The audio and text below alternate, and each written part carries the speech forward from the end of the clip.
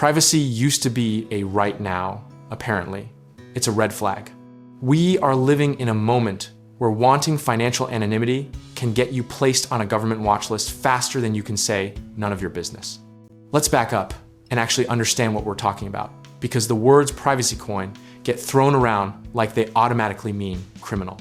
A privacy coin is just a cryptocurrency engineered so that transaction details who sent what to whom are obscured by default. And mixers are tools that blend your crypto transactions with others to break the trail. The dream was beautiful. Honestly, a financial system where your neighbor, your employer, your government couldn't surveil every dollar you moved. Then came the headlines. Tornado Cash sanctioned, its developers arrested, Monero delisted from exchange after exchange, and suddenly the whole privacy-first vision started looking less like a revolution and more like a liability.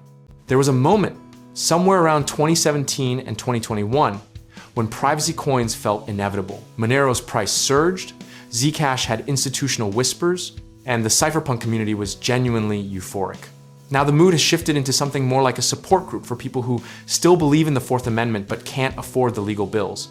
The psychological toll here is real developers, users, and advocates are operating under what experts call a chilling effect, where the fear of enforcement silences behavior that isn't even illegal yet.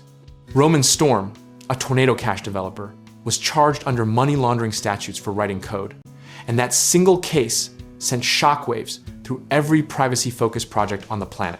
Here's the historical truth though. Every financial privacy tool, from Swiss bank accounts to offshore shell companies to prepaid burner cards, has cycled through the same arc of mainstream adoption, regulatory panic, crackdown, and eventual gray zone tolerance. The pattern isn't new, only the technology is.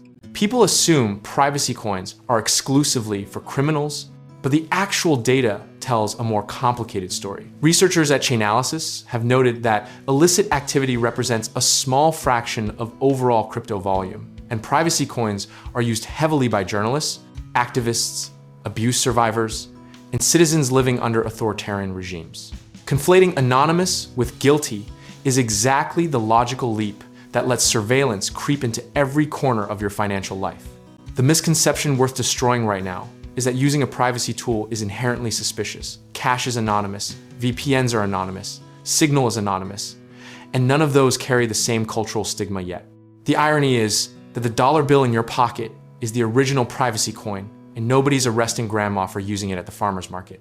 From a practical standpoint, the legal risk calculus depends enormously on your jurisdiction, your intent, and your visibility. A retail user in the United States sending Monero to a friend is in a very different position than a developer deploying a smart contract mixer at scale.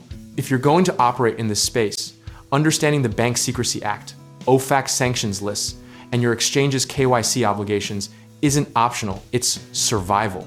The disciplined approach here isn't to go all in on privacy coins as some ideological crusade or to abandon them entirely out of fear. It's to understand exactly what exposure you're accepting, keep position sizes modest, and never conflate moral conviction with legal protection. Strategy beats passion every single time in asymmetric risk environments.